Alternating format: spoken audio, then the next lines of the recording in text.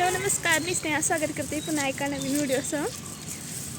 आज सकाळपासून video shoot करायचा होता पण राहून गेलं आणि आज आमची ॲनिव्हर्सरी यांनाही विश केले, यांनी मला विश करून गेले आणि अशा प्रकारे आजचा दिवस। आणि आज संकष्टी चतुर्थी पण आहे आणि आज स्पेशल करण्याचा बेत होता, परंतु आज संकष्टी असल्यामुळे उपवास होता, सकाळपासून उपवास होता।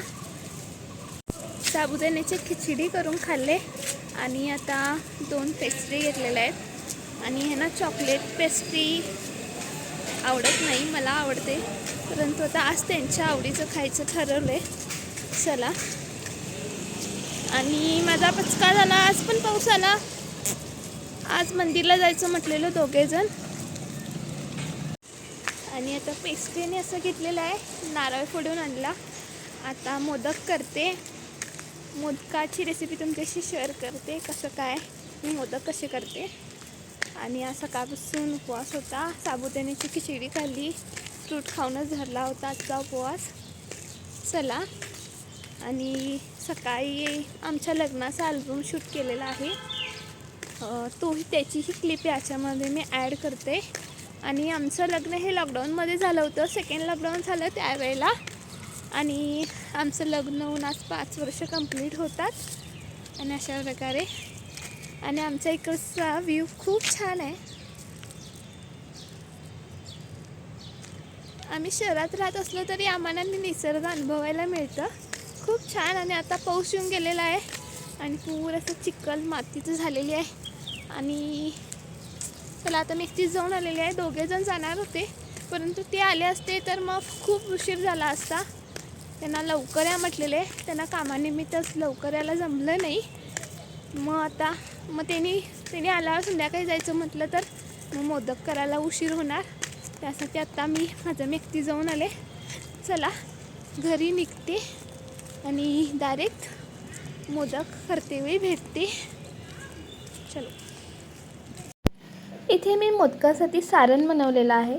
इथं जो नारळ आणला होता त्याचा चव करून घेतलेला होता, त्यामध्ये वेलची पूड, चवीपुरतं गूळ आणि जरासं 1 चमचा तूप घालून मेचं छान प्रकारे असं सारण बनवून घेतलेलं आहे। मोदकाचं सारण रेडी आहे। आता आपण पाहणार आहोत मोदकासाठी उकड कशी बनवायची।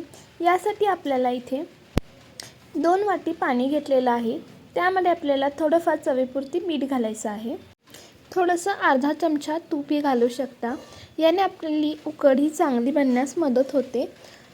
पाणी असं उकळत आलं की ज्या वाटीने आपण पाणी घेतलं होतं त्याच वाटीने आपल्याला तेवढ्याच प्रमाणामध्ये आपल्याला तांदळाचं पीठ आपल्याला त्यामध्ये घालून द्यायचं आहे। हे आता अगदी व्यवस्थितपणे मिक्स करून घ्यायचं आहे, त्यामध्ये गुठळी नाही राहिली पाहिजे, नाहीतर ज्यावेळेला आपण ते पीठ मळत असतो त्यावेळेला गुठळी त्यामध्ये आपल्याला हातामध्ये येऊ शकते। यासाठी आपल्याला ते चांगलं परतवून मिक्स करून घ्यायचं आहे। त्यावर आता एक झाकण ठेवून द्यायचं आहे आणि 2 मिनटं आपल्याला तसंच वाफेवरती शिजवत ठेवायचं आहे। हे स्टीमर मी ऑफलाईन घेतले आहे, हे ऑनलाईनही भेटतं, त्याचीही लिंक मी तुम्हाला डिस्क्रिप्शनमध्ये देईन। त्यानंतर इथं मी जे उकड करून घेतली होती ती आता मी ताटामध्ये आता ती काढून घ्यायची आहे। उकड ही कधीही आपल्याला गरमच आपल्याला ताटामध्ये काढून घ्यायची आहे, ज्यावेळेला आपण, आणि त्यामध्येच आपल्याला ते 1 तांब्या पाणी घालून द्यायचं आहे। आता आपल्याला ही उकड गरमच मळून घ्यायची आहे। जितकं गरम मळून घेईल आपण तितकंच आपली पिठी ही उकड आपली चांगली बनण्यास मदत होते, मऊ होण्यास मदत होते। आणि ज्यामुळे आपण त्यामध्ये तूप घातले त्यामुळे आपले मोदक हे मऊशीर आणि खूप काळ आपले मोदक मऊ राहतात। आणि हे आपलं पीठ हे अशा प्रकारे मऊसूत बनलेलं आहे, कापसासारखं। आणि हे आपल्याला चांगलं जितकं होईल तितकं थोडं पाणी घालून मळूनच घ्यायचं आहे, त्यामध्ये दूधही घालू शकता, हे ऑप्शनल आहे। त्यानंतर मी इथं अशा प्रकारे पारी करून घेतलेली आहे। तुम्ही किती मोठा मोदक करणार त्या इतका हाताला तेल लावून घ्यायचं आहे आणि आपल्याला ती पारी बनवायची आहे। ती पारी जर आपल्याला हातानेच बनवायची आहे आपण जितकी मोठी होईल तितकी पारी आपल्याला बनवून घ्यायची. आपली जितकी मोठी पारी होईल तितके आपले मोदक हे मोठे, सुबकदार आणि मऊ छान बनतात. मोदकाची पारी बनवताना जितकं होईल तितकं पातळ असं आपल्याला ती पारी बनवून घ्यायची आहे. त्यानंतर आपल्याला यामध्ये जे आपण बनवलेलं सारण होतं ते आपल्याला त्यामध्ये घालायचं आहे.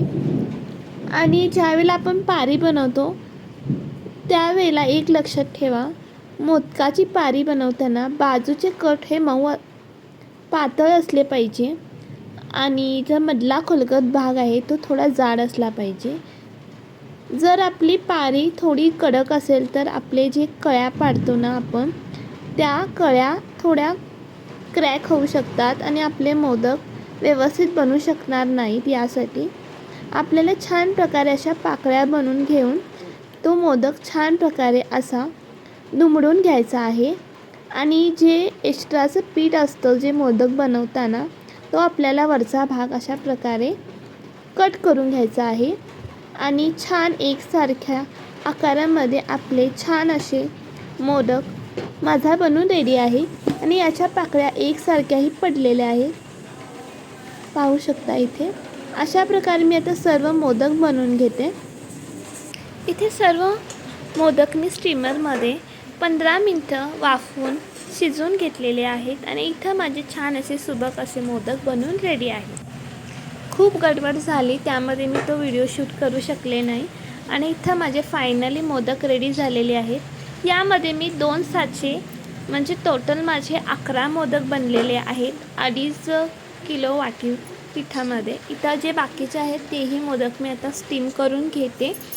आणि आता चला, आणि आता निवेद दाखवते. सगळं आवरून तुमच्याशी नंतर भेटते.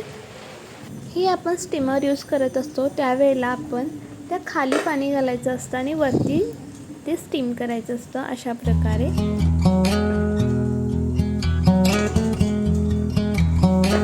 कानातलं घातलं होतं ना, हे पण त्यांनीच मला गिफ्ट केलं होतं. खूप छान डिझाईन आहे.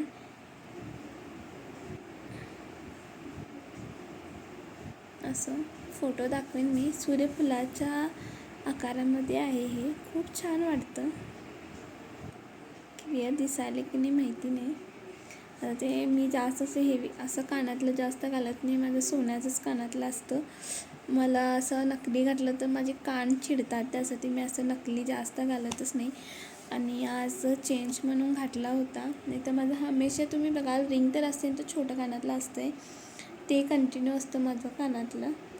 आणि अनेक गोष्ट शेअर करायची तुम्हाला सांगितलं होतं. आज आमची ॲनिव्हर्सरी आहे आणि मग अशी एवढी जाऊन मी पेस्ट्री आणले. आणि आत्ता त्यांना म्हटले की मी पेस्ट्री आणले अशी आपण खाऊया. आणि कसं आहे, आम्ही केक वगैरे जास्त कट करत नाही. माझ्या मिस्टरांना ते आवडतच नाही. आणि मला त्यामध्ये खूप हौस की केक कट करा, खूप जागेला असं फिरायला जा, फोटोज करा, व्हिडिओज करा, हे मला खूप आवडतं. नसतो त्याच्यामध्ये. आणि ह्या गोष्टीत आम्ही खूप डिफरन्स आहोत. आणि आता काय करूया, सगळ्यांचा स्वभावामध्ये वेगळा असतो. मी तर त्यांना आता जबरदस्ती करू शकत नाही. ठीक आहे म्हटलं. आणि त्यांची तर तब्येत पण बरी नाही आहे. मग ठीक आहे म्हटलं तर जाऊ दे. आता उद्या ती पेस्ट्री मी आणि आईस खाऊन घेतो आता. आणि चला, इथंच व्हिडिओ एंड करणार नाही आहे मी. उद्याचा व्हिडिओ कंटिन्यू राहील. आणि चला, गुड नाईट, बाय. हा व्हिडिओ नेक्स्ट डेचा आहे. मी आणि आई असं छान बसलो होतो. सर्व कामं आवरली होती. आम्ही दोघी पेस्ट्री एन्जॉय करत होतो. आई आपल्या आठवणी सांगत होती. ज्यावेळेलाही कुणाचाही बर्थडे राहिला तर आई ना घरी घरगुती केक करायची. मला आई सांगत होती, तो केक करशील का नाही असं म्हणत होती मला. नेक्स्ट टाईम तोही ट्राय करेन मी. तीही रेसिपी तुमच्याशी शेअर करेन. लग्नाचा अल्बम मी तुमच्याशी शेअर केलेला आहे, तो नक्की पहा शेवटपर्यंत. आणि कसा वाटला हा मला कमेंट करून नक्की सांगा.